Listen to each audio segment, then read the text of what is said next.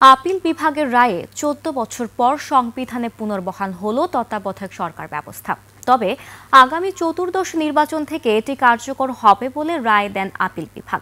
রায়ে সন্তুষ্ট আবেদনকারীর আইনজীবীরা।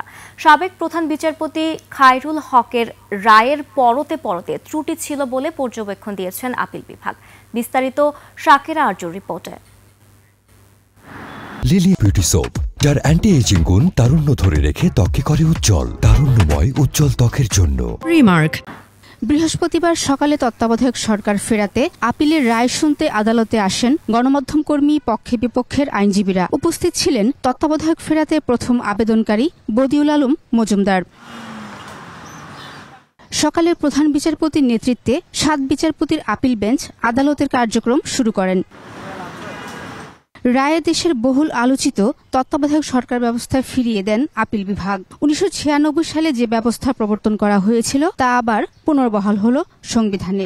13 অ্যামেন্ডমেন্টটিকে একজন বিচারপতি রাজনৈতিক উদ্দেশ্য প্রণোদিতভাবে তিনি এই রায়টি দিয়েছেন এবং সেই রায়টি ছিল একটি সরকারের উদ্দেশ্যকে বাস্তবায়ন করার জন্য।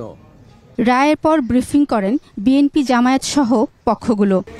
এর মাধ্যমে আমাদের নির্বাচনী ব্যবস্থাকে নির্বাসনে পাঠিয়ে দেওয়া হয়েছিল। আমাদের এই তত্ত্বাবধায়ক সরকার ব্যবস্থা বাতিলের মাধ্যমে নির্বাচন ব্যবস্থাকে নির্বাসনে পাঠিয়ে দেওয়া হয়েছিল, যার ফলে তিনটি নির্বাচন আমাদের বিতর্কিত নির্বাচন হয়েছে, জালিয়াতি নির্বাচন হয়েছে। তত্ত্বাবধায়ক ফিরলেও আগামী চতুর্দশ জাতীয় নির্বাচন থেকে তত্ত্বাবধায়ক কার্যকর হবে বলে রায়ে উল্লেখ করা হয়।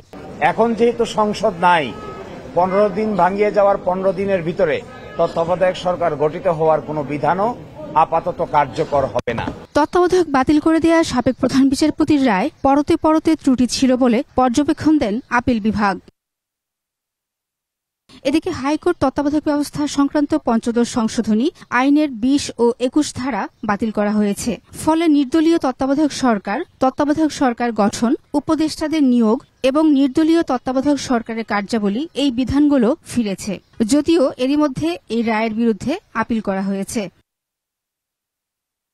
এর আগে দুইভাবে বাতিল করা হয়েছিল নির্বাচনকালীন তত্ত্বাবধায়ক সরকার ব্যবস্থা। 2011 সালে আপিল বিভাগ রায় দেয়।